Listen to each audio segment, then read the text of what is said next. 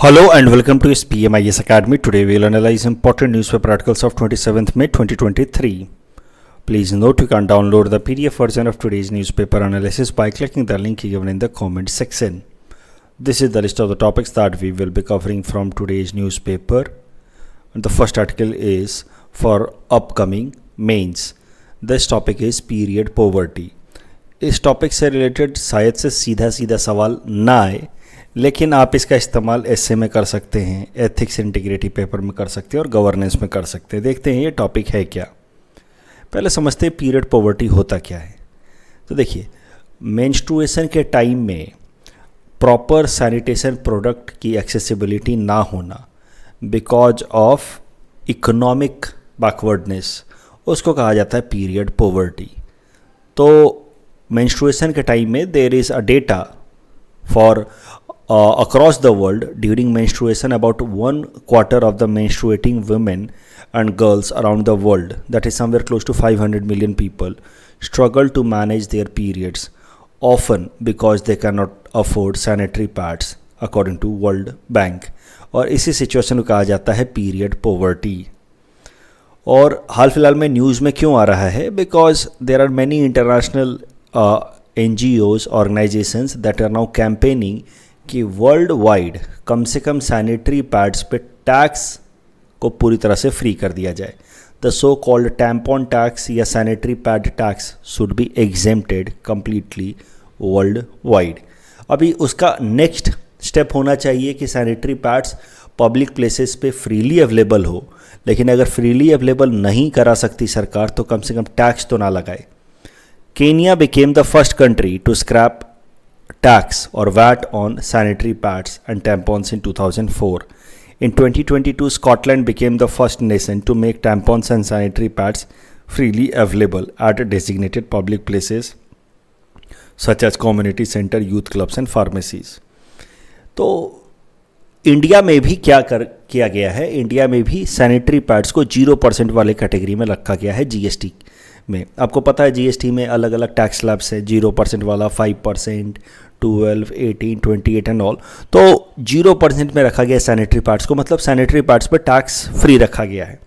फिर भी चूँकि sanitary pads are not freely available at different public places, tax free कर देने के बावजूद भी इसी इंडिया के अंदर पीरियड पॉवर्टी का इंसिडेंस काफ़ी ज़्यादा है। ये डेटा आप कोट कर सकते हैं, इसको आपको रट लेना चाहिए। यू नेवर नो मेंस में आपको कहाँ कौन सा नॉलेज काम आ जाए। तो according to Indian ministry of health, only 12% menstruators in India have exposure to proper period products and rest 88% have to largely depend upon unsafe homemade material. तो इंडिया के अंदर पीरियड पॉवर्टी तो काफ़ी ज़्यादा अक्यूट है। और पीरियड पॉवर्टी का सीधा सीधा नुकसान क्या होता है? सीधा सीधा वो नुकसान दिखता है in form of girls drop out from schools, क्योंकि पीरियड के टाइम में अगर सही सैनिटरी प्रोडक्ट्स की अवेलेबिलिटी नहीं है, so that will naturally lead to drop out. क्योंकि दो प्रॉब्लम्स है, एक तो पीरियड के टाइम में सैनिटरी प्रोडक्ट्स की अवेलेबिलिटी होना, और दूसरा जो गवर्नमेंट स्कूल्स हैं वहाँ पे सेपरेट फंक्शनल टॉयलेट अवेलेबल होना। ये 2-3 चीज़ें काफ़ी ज़रूरी हैं जो एजुकेशन इंस्टीट्यूशंस को इनका ध्यान रखना चाहिए और अवेलेबल कराना चाहिए। Otherwise that will lead to girls drop out. और गर्ल्स ड्रॉप आउट का नुकसान सीधा सीधा क्या होगा? वुमेन की जो इकोनॉमिक कैपेबिलिटीज़ है that will get compromised, their economic potential will not unfold to which that could in reality. So period poverty को टैकल करना is very important if government wants to increase literacy rate amongst women. अभी ये सारे ideas को mains में कैसे इस्तेमाल किया जाए, अभी छोटा सा टॉपिक था मेंस के लिए, आज मैंने सोचा अब धीरे धीरे मैंने मेंस का जो कंटेंट देना काफ़ी कम कर दिया है यहाँ पे अपकमिंग मेंस के लिए। 15 जून के आसपास से फिर अगले साल के जो स्टूडेंट्स तैयारी कर रहे हैं उनके लिए एक नई स्ट्रैटेजी के साथ हम लोग उतरेंगे। लेकिन अभी के लिए हम लोगों ने थोड़ा सा रिलैक्स्ड मोड रखा है, तो ये छोटा सा ही टॉपिक रखा है, लेकिन देखिए कैसे इसका इस्तेमाल करा जा सकता है अलग अलग जगहों पे। यू सी, एक बात तो तय है कि some of the basic needs of male and female are different, right. जैसे ये पर्टिकुलर केस ही देख लीजिए, the basic need, the availability of sanitary product is very basic need for female and some of the basic needs for male and female are different. And government should be sensitive enough to recognise the such specific need of women. अब इसमें challenge क्या है, problem क्या है कि most of the legislators, ministers are male. That is the reason why women specific needs are often neglected in governance. मतलब काफ़ी basic need है कि sanitary napkin should be made available for free. That has been a long campaign, but since the most of the administrator decision makers are men themselves, they find it difficult to understand the acute necessity of the product. तो मान लीजिए कि कभी सवाल आ सकता है Indian polity में कि need of reservation for women in the parliament. तो अलग अलग डायमेंशन से आप आंसर लिखेंगे। जब भी कुछ नया डायमेंशन से आप आंसर लिखते हैं तो आपके आंसर का ग्रेविटी बढ़ता है। तो यहाँ पे आप लिख सकते हैं कि a women leader can only best understand the essential women based issues like period poverty. उसके अलावा एथिक्स में आप एक टर्म आता है अक्सर एम्पैथी। एम्पैथी मतलब दूसरों की सिचुएशन को, दूसरों की इमोशंस को एग्जैक्ट तरीके से फील करना और उसके लिए कुछ करने की कोशिश करना, इंप्रूव करने के लिए उस सिचुएशन को कुछ करने की कोशिश करना, वो कहा जाता है कॉम्पैशन। तो एम्पैथी है दूसरों की सिचुएशन को एग्जैक्टली फील करना।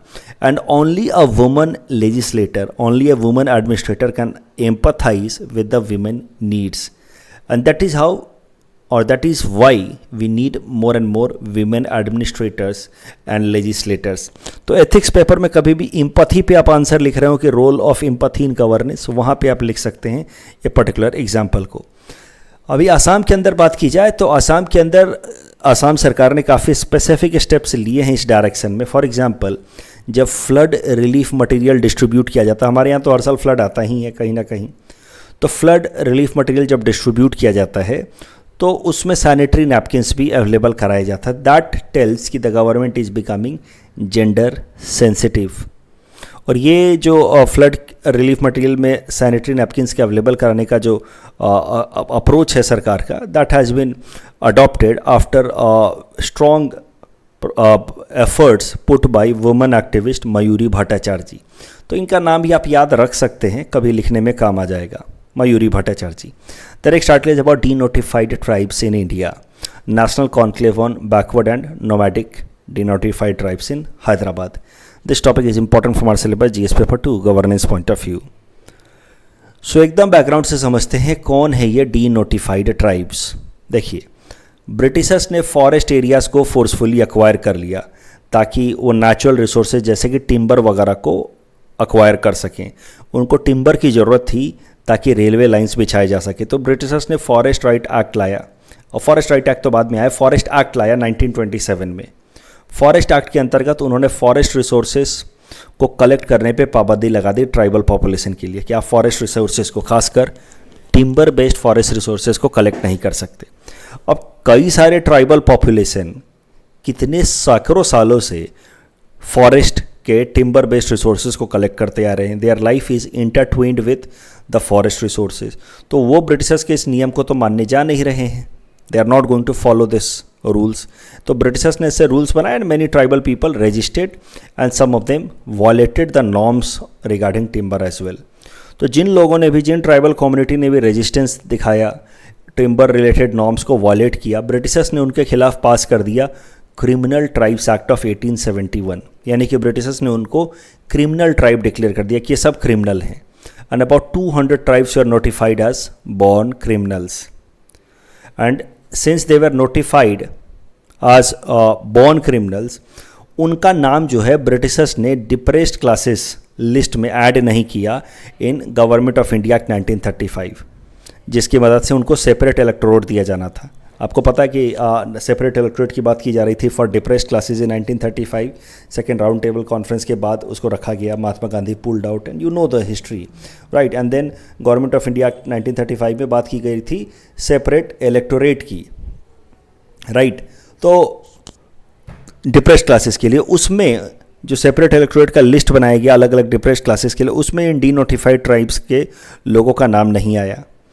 और एक इशू क्या हुआ कि आज़ादी के बाद ये जो 1935 में सेपरेट इलेक्टोरेट देने के लिए जो डिप्रेस्ड क्लासेस की लिस्ट बनाई गई थी, यानी कि एससी और एसटी की जो लिस्ट बनाई गई थी, हमने आज़ादी के बाद उसी को अडॉप्ट कर लिया as list for scheduled tribes. तो सरल भाषा में कहें तो ब्रिटिशर्स ने जो लिस्ट बनाया था शेड्यूल्ड ट्राइब्स का, वही लिस्ट हमने भी अडॉप्ट कर लिया to identify them as tribes. तो ब्रिटिशर्स ने जो नोटिफाइड क्रिमिनल ट्राइब्स को छोड़ दिया था, लेफ्ट आउट कर दिया था, भारत सरकार ने भी उन नोटिफाइड क्रिमिनल जो ट्राइब्स थे, जो ब्रिटिशर्स के हिसाब से नोटिफाइड क्रिमिनल ट्राइब्स थे, उनको लेफ्ट आउट कर दिया।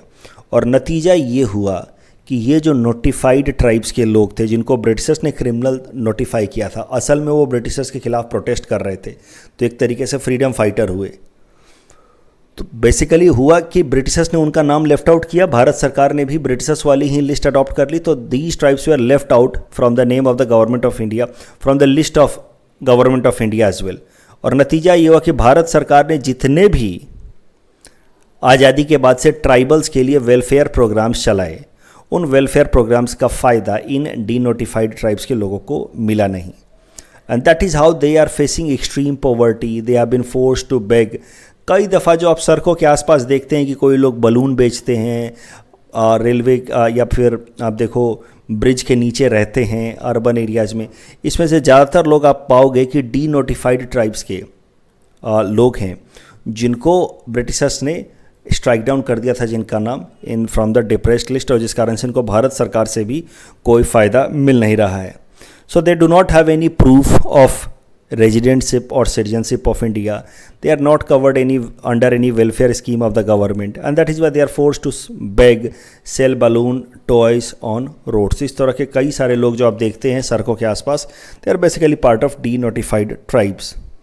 अभी हाल फिलहाल में एक कॉन्क्लेव कराई गई है, करंट न्यूज़ क्या था जिस कारण से हम इनके बारे में पढ़ रहे हैं, तो एक कॉन्क्लेव कराई गई है हैदराबाद में भारत सरकार द्वारा for welfare of these members of the notified tribes.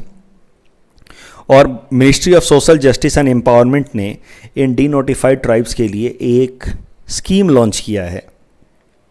उस स्कीम का नाम है scheme for economic empowerment of the notified tribes, short में कहें तो seed. The scheme will have 4 components और अप्रॉक्सीमेटली 200 करोड़ रुपए खर्च किए जाएंगे 5 सालों में, 2021-22 से लेकर के 2025-26 तक। ये जो 4 कंपोनेंट हैं वो हैं to provide coaching of good quality for competitive exams, to provide health insurance to these members of denotified tribes, to facilitate livelihood initiatives, to provide financial assistance for construction of houses। तो ये 4 basic incentives दिए जाएंगे, support दिए जाएंगे members of denotified tribe को under the seed scheme that has been started by Ministry of Social Justice and Empowerment. The next article is about World Health Assembly, and this topic is important from our syllabus GS paper 2 international agencies point of view. देखिए, world health assembly की meeting हर साल होती है in Geneva Switzerland.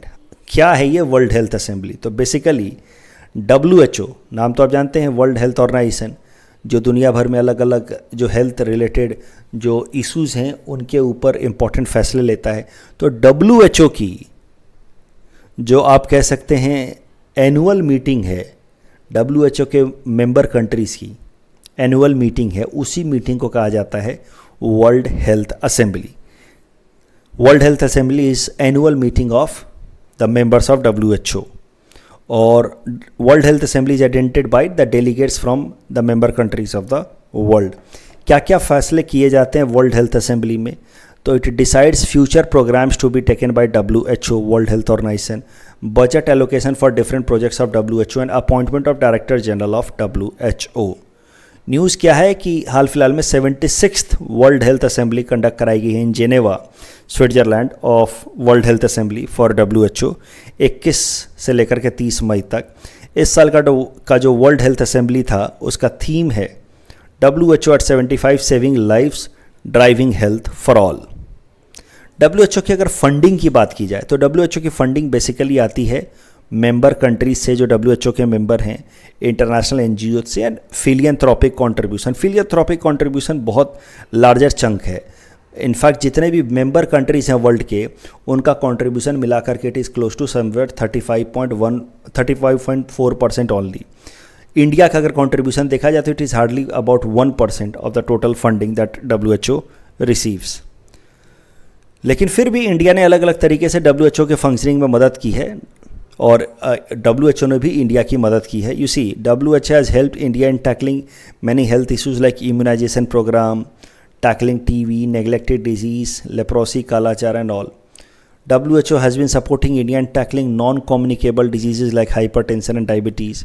It is also helping India to curb the problems of antimicrobial resistance and mental health issues. World health assembly पे ये prelims practice question हमने आपको दे रखा है. Please attempt this question and you can submit the answer in the comment section. The next article is about racism in football. This topic is important from our syllabus GS paper 4 ethics and integrity point of view.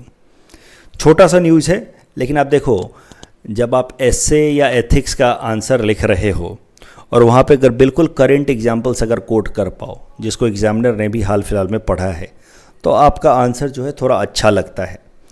तो news ये है कि La Liga game between Valencia and Real Madrid had to be temporarily stopped after Brazilian footballer Vinicius Junior said that he was racially abused by a fan. In fact, some of the football spectators, they were chanting monkey at Vinicius Junior. The racial slurs and insults were heard at players, especially the colored players. Ethics paper में कैसे इस्तेमाल किया जाए, तो कभी भी आप example लिख रहे हो कि रेशियल डिस्क्रिमिनेशन के एग्जाम्पल्स लिख रहे हो, दुनिया में आज भी प्रैक्टिस होते हैं. अपार्थाइड वगैरह पूरी तरह से ख़त्म नहीं हुआ, आज भी रेशियल डिस्क्रिमिनेशन प्रैक्टिस होता है. वहाँ पे आप इसको कोट कर दें, La Liga game between Valencia and Real Madrid where Brazilian footballer Vinicius junior was booed by some of the supporters and they practiced racial discrimination against Vinicius Junior by calling him a monkey.